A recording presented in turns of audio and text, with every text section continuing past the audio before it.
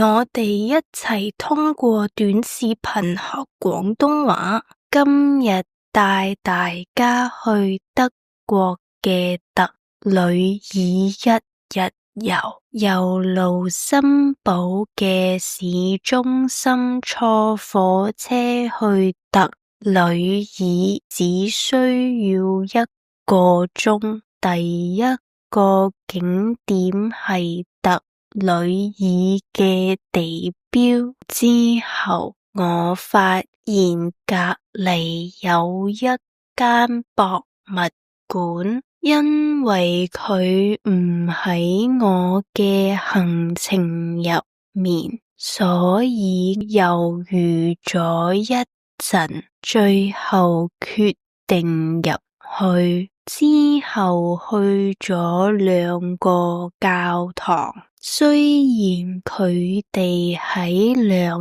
隔籬，但係喺唔同嘅時代起嘅，所以風格好唔同。跟住去咗選帝侯宮同羅馬浴場遺址。喺離開之前，梗係去咗聖誕市集。